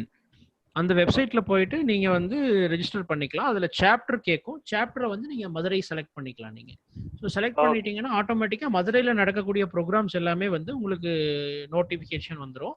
அக்ராஸ் இந்தியா நடக்கக்கூடிய ப்ரோக்ராம்ஸும் உங்களுக்கு இன்விடேஷன் வந்துடும். Okay okay, thank you sir, thank you. Okay okay sir. வேற யாரும் ஹேண்ட் ரைஸ் பண்ணல. நீங்க வேற நான் ஏதாவது ஆக்சுவலா continue பண்ண கொஞ்சம் விரும்புறீங்களா நான் சார்? ஸ்டூடெண்ட்ஸ் கிட்ட பேசினேன் சார். ஏன்னா வந்து நம்ம இந்த செஷன் வந்து நான் பிளான் பண்ணதே வந்து பாத்தீங்கன்னா மினிமம் 20 மினிட்ஸ் வந்து 1-to-1 செஷன் இருக்கணும் அப்படிங்கறத நான் பிளான் பண்ணேன். ஏன்னா ஸ்டூடெண்ட்ஸுக்கு என்ன தெரிஞ்சிருக்கு என்ன தெரியாம இருக்கு அப்படிங்கறத தெரிஞ்சு அதை ஆன்சர் பண்ணணும் அப்படிங்கறத நான் விருப்பப்பட்டேன். சரி பட் சார். யாருமே வந்து இது சொல்ல இதை கேட்க மாட்டேங்கிறாங்க. ஒருவேளை ஆக்சுவலா புரியலையா உங்களுக்கு இல்ல வந்து இல்ல என்னங்க? கிளியரா இருக்குன்னு நினைக்கிறேன் சார். ஏன்னா பிபிடி வந்து கரெக்டா நல்லா தெளிவா இருந்துச்சு சார். Okay okay okay. இல்ல உங்களுக்கு ஸ்டூடெண்ட்ஸ்க்கு ஏதாவது ஜெனரல் டவுட்ஸ் இருந்தாலும் நீங்க கேட்கலாமா? இந்த இண்டஸ்ட்ரியில வந்து நீங்க ஐடிஐ முடிச்சுட்டு வரும்போது உங்களுக்கு ஜாப் ஆப்பர்ச்சுனிட்டிஸ் எந்த மாதிரி இருக்கும், இல்ல வெளியில பிளேஸ்மெண்ட் எந்த மாதிரி இருக்கும், அந்த மாதிரி ஏதாவது டவுட்ஸ் இருந்தாலும் கேட்கலாம் நீங்க. Sir 1 minute sir. Principal sir வராங்க sir. Okay okay sir principal sir பேசுங்க சார். சார் வந்து இப்ப கிளாஸ் எடுத்துருக்காரு. நான் வேற ஒரு மீட்டிங்ல இருந்தப்ப ஆக்சுவலா இப்ப நிறைய ஸ்டூடெண்ட்ஸ் வந்து எல்லாருமே கேட்கலாம். அப்ப சார் வந்து திரும்பி சொல்றாரு உங்ககிட்ட எந்த மாதிரி வேலைக்கு போகலாம். யாருக்குமே டவுட் இல்லையா? ட்ரைனிஸ்க்கு பையங்களுக்கு யாருக்குமே எந்த மாதிரி வேலைக்கு போகலாம், எந்த மாதிரி அப்ரோச் பண்ணலாம். இப்ப முடிக்க போறீங்க ஜூலைல.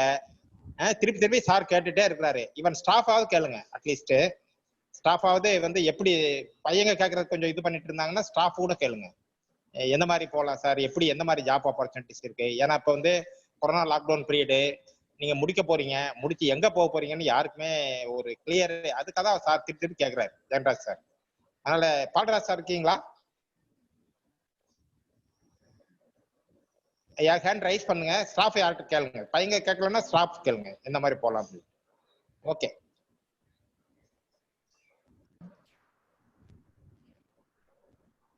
அக்மத் ஒரு டவுட் சார்ட்ட கேட்கலாம். அக்மத் உங்க மைக்கை வந்து அன்மியூட் பண்ணிட்டு பேசுங்க அக்மத். சார் ஹலோ சொல்லுங்க sir. Good morning sir. Good morning. நான் வந்து தூத்துக்குடி வேப்பலோடை கவர்மெண்ட் ஐடியில் ஒர்க் பண்றேன் சார். சொல்லுங்க சார் சொல்லுங்க. இந்த ஜாப் இதை பத்தி சொன்னா ஸ்டூடெண்ட்ஸ் கொஞ்சம் யூஸ்ஃபுல்லா இருக்கும் சார். அதாவது என்ன மாதிரி இந்த ஜாபுக்கு போனா ஜாப் ஆமா இப்படி இந்த ஜாபுக்கு நம்ம எப்படி போலாம், போனா நமக்கு என்ன மாதிரி அது பெனிஃபிட் கிடைக்கும். ஓகே. பசங்களுக்கு அது கொஞ்சம் ஆர்வமா இன்ட்ரெஸ்டா இருந்தா கொஞ்சம் நல்லா இருக்கும்ல சார். கண்டிப்பா சொல்றேன் சார். இப்போ வந்து இப்ப ஸ்டூடண்ட்ஸ் எல்லாரும் பிரசன்டேஷன் வந்து super sir. Very nice. Thank you sir. Industrial பத்தி நல்லா சொல்லிட்டீங்க. Okay okay. பிகினிங்கா இருந்தாலும் நல்லா சூப்பரா இருந்துச்சு எல்லாமே. ஜாபை பத்தி கொஞ்சம் என்ன பசங்களுக்கு இப்ப நாங்க சொன்னா அவங்க கொஞ்சம் எப்படின்னு தெரியல. நீங்க இப்ப இந்த ஃபீல்ட்ல இருக்கனால சொன்னீங்கன்னா கொஞ்சம் யூஸ்ஃபுல்லா இருக்கும் உங்களுக்கு. என்னுடைய கருத்து. Okay sir. ஓகே. இப்போ பாத்தீங்கன்னா ஒரு ஸ்டூடெண்ட்ஸ் வந்து இப்போ ஐடிஐ முடிச்சுட்டு வெளியில வராங்க அப்படின்னா அவங்களுக்கு எந்த மாதிரி ஜாப் ஆப்பர்ச்சுனிட்டி இருக்கு வந்து பாத்தீங்கன்னா எடுத்தோன்னே அவங்க வந்து ஒரு சர்வீஸ் டெக்னீஷியன் ஹெல்ப்பரா அவங்க போகலாம். ஏன்னா இப்போ அவங்க என்னதான் கோர்ஸ் வந்து படிச்சுட்டு வந்தாலும் எடுத்தோடனே வந்து அவங்க ஒரு சீனியர் சர்வீஸ் டெக்னீஷியனுக்கு கீழே போய் அவங்க ஒர்க் பண்ணணும். ஒரு 1 or 2 years வந்து ஒரு டெக்னீஷியன் அசிஸ்டன்ட் டெக்னீஷியன் ஹெல்ப்பரா அவங்க ஒர்க் பண்ணும்போது ஒவ்வொரு ஏசி எப்படி இருக்கு என்னங்கிறது வந்து அவங்க தெரிஞ்சுக்க முடியும். ஸோ அதுக்கப்புறம் ஒரு 2-3 இயர்ஸ்க்கு அப்புறம் வந்து அவங்க தனியா போய் ஒரு ஏசி ஹேண்டில் பண்ண முடியும் அப்படின்னா அவங்க அடுத்த லெவலுக்கு போகலாம். இதுல வந்து மெயினா வந்து நம்மளுடைய செல்ஃப் இன்வால்வ்மெண்ட் ரொம்ப முக்கியம். நம்ம கத்துக்கணும், நம்ம கத்துக்கிட்டே இருக்கணும். அப்பதான் வந்து நம்ம டெவலப் ஆக முடியும். ஆப்பர்ச்சுனிட்டி அப்படிங்கிறது வந்து பாத்தீங்கன்னா எடுத்தோன்னே நீங்க பெரிய கம்பெனில ஜாயின் பண்ணுங்கிறது எதிர்பார்க்காதீங்க. ஒரு சின்ன கம்பெனி உங்க லொக்காலிட்டி, இப்போ நீங்க தூத்துக்குடியில இருக்காங்க, மதுரையில இருக்காங்க, ஒவ்வொரு கிராமத்துல இருப்பாங்க, நியர்பையா ஒரு என்ன கம்பெனி இருக்கு அப்படின்னு பாருங்க. ஏசி கம்பெனி என்ன இருக்குன்னு பாருங்க. அங்க போயிட்டு ஃபர்ஸ்ட் ஒரு ஹெல்ப்பரா ஜாயின் பண்ணுங்க. ஒரு 5000 10,000 சம்பளம் கிடைக்கும். ஜாயின் பண்ணுங்க. ஜாயின் பண்ணி ஃபர்ஸ்ட் உங்களை நீங்க டெவலப் பண்ணிக்கங்க. ஒரு 2 years வந்து உங்களை டெவலப் பண்ணீங்க. 2 years 3 yearsக்கு அப்புறம் வந்து பாத்தீங்கன்னா ஒரு 5th year அப்படிங்கும்போது வந்து பாத்தீங்கன்னா நீங்க இந்த மாதிரி ஃபாரம்ல எல்லாம் வந்து நீங்க ட்ரைனிங் எடுத்து இந்த மாதிரி எல்லாம் பண்ணும்போது உங்களுடைய வேல்யூ வந்து டெஃபினட்டா இன்க்ரீஸ் ஆகும். இன்க்ரீஸ் ஆகும்போது அப்போ வந்து சேலரி வந்து நீங்க டிமாண்ட் பண்ணலாம். ஸோ அதுக்கு அடுத்து நீங்க ஒரு லோக்கல்ல இருக்கிறதுல இருந்து நீங்க அடுத்து சென்னை போகலாம், இல்லை பெங்களூர் போகலாம், இல்லை கோயம்புத்தூர் வரலாம். ஸோ அப்போ வந்து நீங்க உங்க சேலரி டிமாண்ட் பண்ணலாம். நான் இப்போ 8,000 வாங்குறேன், எனக்கு 15,000 கொடுத்தீங்கன்னா நாங்க வரேன், இல்லை 20,000 கொடுத்தீங்கன்னா நாங்க வரேன் அப்படிங்கிறது நீங்க அப்போ டிமாண்ட் பண்ணலாம். ஸோ அந்த சேலரி டிமாண்ட் பண்ணக்கு நமக்கு என்ன தேவை அப்படின்னு வந்து பார்த்தீங்கன்னா, நம்மளுடைய ஸ்கில்ஸை வந்து நம்ம இம்ப்ரூவ் பண்ணிக்கிட்டே இருக்கணும். டே பை டே புது விஷயங்களை நம்ம கத்துக்கிட்டே இருக்கணும். இன்னைக்கு நான் சொன்ன மாதிரி டெக்னாலஜி வந்து பார்த்தீங்கன்னா மொபைல்லையே எல்லாமே கண்ட்ரோல் பண்ண அளவுக்கு வந்துருச்சு. இன்னைக்கு வந்து மொபைல் தெரியாத ஸ்டூடெண்ட்ஸ் யாருமே கிடையாது. மொபைல்ல நீங்க வந்து என்னெல்லாம் பண்றீங்க அப்படிங்கிறது எல்லாருக்குமே தெரியும். ஸோ அதை வந்து கொஞ்சம் டைம் வேஸ்ட் பண்ணாம கொஞ்சம் பாசிட்டிவா பண்ணுங்க. இப்போ வந்து பார்த்தீங்கன்னா இந்த ஆஃப்டர் COVID-19 கொரோனா இதுக்கப்புறம் வந்து பார்த்தீங்கன்னா நல்ல ஆப்பர்ச்சுனிட்டிஸ் வந்து க்ரோத்திங் ஆப்பர்ச்சுனிட்டி இந்தியாவுக்கு நிறைய இருக்கு. ஏன்னா வந்து பார்த்தீங்கன்னா இது நாள் வரைக்கும் ஏசி எல்லாம் வந்து பார்த்தீங்கன்னா சைனாலேருந்து மேனுஃபேக்சர் பண்ணி வாங்கிட்டு இருந்தாங்க நிறையா. இனி வந்து அது எல்லாமே ஸ்டாப் ஆயிடும் நிறைய. அது எல்லாமே வந்து இப்போ இந்தியாவில் வந்து மேனுஃபேக்சரிங் ஃபெசிலிட்டிஸும் வந்து நிறைய வரக்கூடிய வாய்ப்புகள் வந்து இன்னும் மேக்ஸிமம் ஒரு 2-3 இயர்ஸ்க்கு அப்புறம் வந்து நல்ல ஆப்பர்ச்சுனிட்டிஸ் இருக்கு.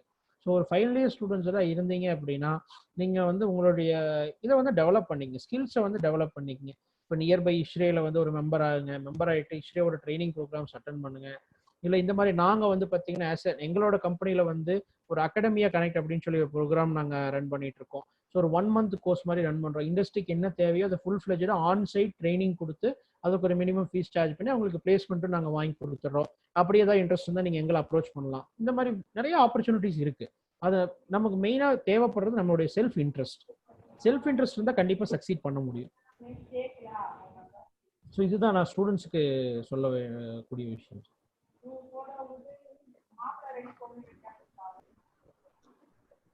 சார் நெக்ஸ்ட் போலாமா சார்? ஸ்டூடெண்ட்ஸ் ஏதாவது இருந்தா ஒரு டவுட் ஏதாவது ஃபைனலா கேட்டுக்கலாம் சார். ஏதாவது டவுட்ஸ் இருக்கு அப்படின்னா அவங்க கேட்கலாம். கார்த்திக், விருதுநகர் கார்த்திக். சார் நான் விருதுநகர்ல கார்த்திக் பேசுறேன் சார், கவர்மெண்ட் ஐடி சார். சொல்லுங்க சார். சொல்லுங்க சார். சார் இந்த விஆர்எஃப் சிஸ்டத்தை பத்தி சொன்னீங்களா சார், அதை கொஞ்சம் தெளிவா சொல்லுங்க சார். ஆமாங்க சார். அதாவது சார் விஆர்எஃப் சிஸ்டம் அப்படிங்கிறது வந்து பாத்தீங்கன்னா sir variable refrigerant flow system sir. இப்போ நார்மலா ஒரு ஏசி இருக்குன்னு வந்து பாத்தீங்கன்னா ஒரு இன்டோர் யூனிட் இருக்கும், ஒரு அவுட்டோர் யூனிட் இருக்கும். நீங்க எல்லாமே பாத்துருப்பீங்க. அதுல வந்து இன்டோர்ல வந்து செவுத்துல மாற்ற மாதிரி இருக்கு, சீலிங்ல மாற்ற மாதிரி இருக்கு, இல்ல டக்ட் டைப் இருக்கு. ஆமா சார். இதெல்லாம் வந்து பாத்தீங்கன்னா ஒரு இன்டோருக்கு ஒரு அவுட்டோர் இருக்கும். ஸோ இப்போ ஒரு பில்டிங் ஒரு ஃப்ளோர் இருக்கு, ஒரு 10 ஏசி தேவைப்படுது அப்படின்னா பில்டிங்கை சுத்தி 10 ஏசி வச்சிருப்பாங்க பாத்தீங்கன்னா அவுட்டோர் யூனிட். ஆமா சார். பட் இந்த விஆர்எஃப் சென்ட்ரலைஸ் சிஸ்டம் அப்படிங்கிறது வந்து பாத்தீங்கன்னா சென்ட்ரலைஸ்டா ஒரே ஒரு அவுட்டோர் மொட்டை மாடியில வச்சா போதும், இல்ல கீழே ஒரு இடத்துல வச்சா போதும். காப்பர் பைப்ல வந்து காப்பர் பைப் மட்டும் ரன் பண்ணி எல்லா யூனிட்டையும் ஒன்னா கனெக்ட் பண்ணிடலாம். Okay sir. எல்லா யூனிட்டும் ஒன்னா கனெக்ட் ஆகும்போது நீங்க எந்த மிஷினை நீங்க ஆன் பண்றீங்களோ ரூமுக்குள்ள அந்த மிஷினுக்கு என்ன கூலிங் தேவையோ அதுக்குண்டான கெப்பாசிட்டியை மட்டும்தான் ரெஃப்ரிஜரண்ட் வந்து உங்களுக்கு பாஸ் பண்ணி கொடுக்கும் கம்ப்ரஸர்ல இருந்து. Okay sir. இந்த பைப் கனெக்ஷன் சொல்றீங்களா சார்? ஆமாங்க. இந்த பைப் கனெக்ஷன்ல இப்ப நிறைய ஏசி சொல்றீங்க, ஒரு 6 ஏசி போட்டுக்கணும் சார். ஃப்ளோர்ல ஏதாச்சும் லீக் இருந்துச்சு அதை எப்படி சார் நீங்க கண்டுபிடிப்பீங்க சார்? லீக் வரக்கூடாதுங்க. நம்ம வந்து பைப்பிங் பண்ணும்போதே வந்து பாத்தீங்கன்னா ஃபர்ஸ்ட் எடுத்தோனே ஏசியை மாட்ட மாட்டோம். ஃபர்ஸ்ட் வர்க் வந்து அப்ப வராது. நான் சொல்ல வரேன், அதான் சொல்ல வரேங்க. விஆர்எஃப் பொறுத்த அளவுக்கு ஃபர்ஸ்ட் விஷயமே வந்து பாத்தீங்கன்னா பைப்பிங் டிசைன் தான். பைப்பிங் திக்னஸ் வந்து இப்ப நார்மலான ஏசிக்கு வந்து நீங்க 20 கேஜ் நீங்க போடுறீங்க அப்படின்னா விஆர்எஃப்க்கு வந்து நீங்க 18 கேஜ் போடணும். அது வந்து பைப்பிங் செலெக்ஷன்லயே உங்களுக்கு வந்துடும். திக்னஸை வந்து இன்க்ரீஸ் பண்ணி போடுறோம். அதுக்கு அடுத்து வந்து பாத்தீங்கன்னா ஆப்ரேட்டிங் ப்ரெஷர், ரெஃப்ரிஜரண்டோட ஆப்ரேட்டிங் ப்ரெஷர் வந்து 400 PSI 300 to 400 PSI இருக்கு அப்படின்னா நம்ம ப்ரெஷர் டெஸ்ட் பண்ணுவோம். பைப்பிங் முடிச்சுட்டு ப்ரெஷர் டெஸ்ட் பண்றது 600 PSIல 24 hours வந்து ப்ரெஷர் டெஸ்ட் பண்ணுவோம். ஸோ பைப்ல வந்து எங்கேயாவது லீக் இருக்கா அப்படிங்கிறது வந்து 24 hours ப்ரெஷர் டெஸ்ட் பண்ணி ஹோல்ட் பண்ணிடுவோம். ஸோ சர்க்கியூட்டை வந்து மிஷின்ல கனெக்ட் பண்றதுக்கு முன்னாடி கம்ப்ளீட்டா வேக்கம் பண்ணுவோம். 0.0 மைக்ரான்ஸ்ல வந்து வேக்கம் பண்ணும்போது ஸோ எங்க லீக் இருந்தாலும் நமக்கு முன்னாடியே தெரிஞ்சிடும். ஒன்ஸ் இது எல்லா ப்ராசஸும் முடிச்சு நீங்க மிஷினை கனெக்ட் பண்ணீங்கன்னா உங்களுக்கு லைஃப் லாங் எந்த பிரச்சனையும் வராது. விஆர்எஃபோட லைஃப்னு வந்து பாத்தீங்கன்னா 10-15 வருஷம் வரைக்கும் விஆர்எஃபோட லைஃப் இருக்கு. அது வரைக்கும் எந்த பிரச்சனையும் வராது. அன்லெஸ் அதர்வைஸ் மேனுஃபேக்சரிங் டிஃபெக்ட் ஏதாவது இருக்கு பைப்ல, இல்ல யாராவது வந்து பஞ்சர் பண்ணிட்டாங்க அப்படின்னா மட்டும்தான் வந்து உங்களுக்கு லீக் வருமே தவிர வேற எங்கேயுமே லீக் வராது. Okay sir. மேனுஃபேக்சரிங் டிஃபெக்ட் வரதுக்கும் வாய்ப்பு இல்லை. ஏன்னா வந்து நம்ம ப்ரெஷர் வந்து பாத்தீங்கன்னா ஆப்ரேட்டிங் ப்ரெஷரை விட 20-30% அதிகமா வச்சுதான் நம்ம டெஸ்ட் பண்றோம். Okay sir. ஸோ லீக்குக்கு வந்து very very very minor chance தான் இருக்கு. அப்படியே வந்தாலும் லீக் வந்தா என்ன பண்ணணும் அப்படின்னா அந்த பர்டிகுலர் சர்க்கியூட்டை வந்து நம்ம வந்து இப்போ எந்த சர்க்கியூட்ல வருது அப்படிங்கிறது நம்ம இன்னைக்கு நிறைய டெக்னாலஜி வந்துருச்சு. ரெஃப்ரிஜரண்ட் லீக் டிடெக்ஷன் மாதிரி எல்லாம் வந்துருச்சு. அதை வச்சு நம்ம லீக் ஐடென்டிஃபை பண்ணி அந்த சர்க்கியூட்டை வந்து திரும்ப ரீகமிஷனிங் பண்ணணும். Okay sir. சார் இப்போ நாங்க ஃபைனல் இயர் முடிக்க போறோம் சார். சரிங்க. உங்க இந்த நம்பர்லயே கான்டாக்ட் பண்ணலாமா சார் ஏதாச்சும் சந்தேகம்னா? தாராளமா கான்டாக்ட் பண்ணலாம். நீங்க என்னோட நம்பர் நோட் பண்ணிக்கலாம். நீங்க எனக்கு கான்டாக்ட் பண்ணலாம். இல்ல ஃபோன் எடுக்கல அப்படின்னா வாட்ஸ்அப் பண்ணீங்கன்னா நான் ரிப்ளை பண்ணுவேன் நான். Okay sir. Thank you sir. Okay sir next போலாம் சார். சொல்லுங்க.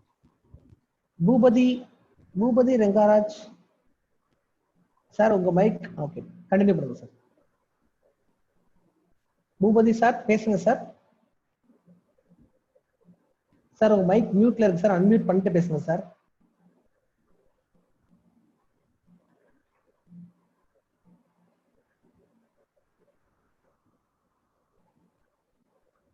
Ibrahim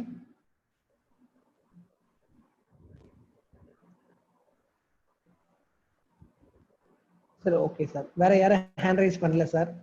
okay okay sir. Okay, வேற ஏதாவது சொல்ல விரும்புறீங்களா சார்? லாஸ்ட் 10 மினிட்ஸ் இருக்கு சார். யார் ஸ்டூடெண்ட்ஸ் எதுவும் ஸ்டூடெண்ட்ஸ்ல இருந்து பர்టిక్యులர் எந்த டவுட்டுமே வரல இல்லீங்களா சார்? இப்ப கேட்டாங்களா சார்? 2-3 ஸ்டூடெண்ட்ஸ் கேட்டாங்க சார் டவுட்ஸ். ஓகே, அவங்க எல்லாமே ஸ்டூடெண்ட்ஸ் தான் இல்லீங்களா? ஆமா சார் ஸ்டூடெண்ட்ஸ் சார். இப்ப கேட்டது ஸ்டூடெண்ட்ஸ் சார். Okay okay. இல்ல ஸ்டாஃப்ஸ்க்கு யாராவது வந்து அவங்களுக்கு ஏதாவது தேவைப்படுது, ஏதாவது எந்த மாதிரி வந்து அப்ரோச் பண்ணலாம் அப்படிங்கறதா இருந்தா கூட கேட்கலாம் சார். அவங்க வந்து கண்டிப்பா சார். சார் உங்களோட contact details and mail ID மட்டும் கொஞ்சம் ஷேர் பண்ணிருங்க சார். நான் ஷேர் பண்ணிருக்கேன் சார், கீழ போட்டுருக்கேன் பாருங்க. இந்த இமேஜ்லயே வந்து பாத்தீங்கன்னா கீழ இருக்கு பாருங்க. 9659696296 வந்து என்னுடைய நம்பருங்க. நீங்க வந்து வாட்ஸ்அப் பண்ணீங்க அப்படின்னா ரிப்ளை பண்ண, மேபி ஃபோன் பண்ணி என்னால எடுக்க முடியல அப்படின்னா நீங்க வாட்ஸ்அப் பண்ணி இல்ல எஸ்எம்எஸ் பண்ணிட்டீங்க அப்படின்னா நான் கண்டிப்பா வந்து உங்களுக்கு ரெஸ்பாண்ட் பண்ணுவேன். இல்ல எங்களுடைய கம்பெனியை பத்தி டீடைல் தெரிஞ்சுக்கணும் அப்படின்னா வந்து www.psychrometricdesigns.in அப்படிங்கிற வெப்சைட்ல வந்து நீங்க போய் பாத்தீங்கன்னா நாங்க என்னென்ன பண்ணிட்டு இருக்கோம் அப்படிங்கிறது வந்து தெரியும் sir. Okay sir, thank you sir. வேற ஏதாவது சொல்ல விரும்புறீங்களா சார் ஸ்டூடெண்ட்ஸ்க்கு? இல்ல சார், பர்டிகுலரா எதுவும் ஆல்மோஸ்ட் எல்லாமே சொல்லியாச்சு. ஏன்னா அவங்க இன்டராக்ட் பண்ணாதான் நம்ம இன்னும் நிறைய டெலிவர் பண்ண முடியும். இன்டராக்ஷன் இல்லை அப்படிங்கும்போது நம்ம எதுவும் பண்ண முடியாது. ஓகே சார், செஷன் எண்ட் பண்ணிக்கலாமா sir? Okay sir. Okay, Anbazhagan sir இருக்காருங்களா? இருக்காங்க. 1 minute sir. Sir principal sir. Okay sir, ரொம்ப thanks sir. Sir thank you for the ஆப்பர்ச்சுனிட்டிங்க சார். அது பசங்க 4-5 பையன் கடைசில கேட்டது 4-5 பேர் பசங்க தான் சார், ஸ்டூடண்ட்ஸ் தான், ட்ரெயினிஸ் தான் கேட்டாங்க உங்ககிட்ட. Okay okay sir. Okay okay. இன்னொரு இந்த இது முடிஞ்ச உடனே ஒரு இன்டராக்ஷனுக்கு தனியா நான் சொல்லி வச்சு என்னோட பிரசன்டேஷன் வந்து மோஸ்ட்லி 30% வந்து நான் இன்டராக்ஷன் தான் சார் பண்ணுவேன். ஸ்டூடெண்ட்ஸ்க்கு வந்து என்ன தெரிஞ்சிருக்காங்க, என்ன தெரிஞ்சுக்கணும்னு அவங்க விருப்பப்படுறாங்க அப்படிங்கறத கேட்டு கொடுத்தாதான் நல்லா இருக்கும் அப்படின்னு நான் விருப்பப்படுவேன் சார். ஓகே, கண்டிப்பா. Thanks sir. நான் நெக்ஸ்ட் செஷன் வந்து இன்டராக்ஷன் செஷனே வச்சுக்கலாம் சார். நம்ம பையங்கள அது ரெடி பண்ணி நான் இது பண்ணிக்கிறேன். Okay okay sir. Okay okay.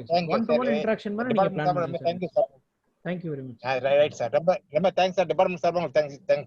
Thank you very much sir. Thank you. Right.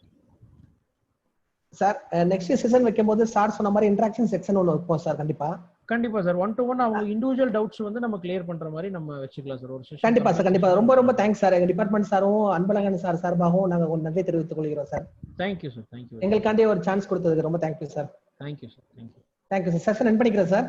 Okay sir. Thank you. Okay, thank you sir.